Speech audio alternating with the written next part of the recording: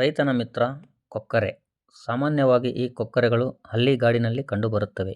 ಇವು ರೈತ ಹೊಲವನ್ನು ಹೂಳುವಾಗ ಪ್ರತ್ಯಕ್ಷವಾಗುತ್ತವೆ. ಹೊಲದಲ್ಲಿ ಹೂಳುವಾಗ ಬರುವ ಕೀಟಗಳನ್ನು ತಿನ್ನುತ್ತವೆ. ಇನ್ನು ಭತ್ತದ ಗದ್ದೆಗಳಲ್ಲಿ ಕೀಟಗಳನ್ನು ತಿಂದು ರೈತನಿಗೆ ಸಹಾಯ ಮಾಡುತ್ತದೆ. ಇದು ರೈತನ ಮಿತ್ರನಾಗಿ ಕೆಲಸ ಮಾಡುತ್ತದೆ.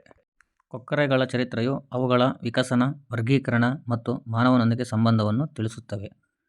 ಸಂಕ್ಷಿಪ್ತವಾಗಿ ಹೇಳುವುದಾದರೆ, ಕೊಕ್ಕರೆಗಳು ವಿಭಿನ್ನ ಪರಿಸರಗಳಿಗೆ ಹೊಂದಿಕೊಳ್ಳುವ ಮತ್ತು ಮಾನವ ಚಟುವಟಿಕೆಗಳಿಂದ ಪ್ರಭಾವಿತವಾದ ವಿಶಿಷ್ಟ ವಿಕಾಸಾತ್ಮಕ ಇತಿಹಾಸವನ್ನು ಹೊಂದಿವೆ. ಇನ್ನು ಈ ಕೊಕ್ಕರೆಗಳು 3 ವಿಧದಲ್ಲಿ ಕಾಣಸಿಗುತ್ತವೆ.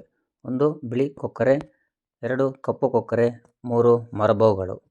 ಇವುಗಳು ಉದ್ದನೆಯ ಕಾಲುಗಳು ಮತ್ತು ಕೊಕ್ಕುಗಳಿರುವ ಪಕ್ಷಿಗಳ ಗುಂಪಾಗಿದ್ದು, ಇವುಗಳು ತಮ್ಮ ವಿಶಿಷ್ಟ ಕೊಕ್ಕಿನ ರಚನೆಯಿಂದಾಗಿ ಮರದ ಕೊಕ್ಕರೆಗಳೊಂದಿಗೆ ಹೋಲಿಸಲ್ಪಟ್ಟಿವೆ.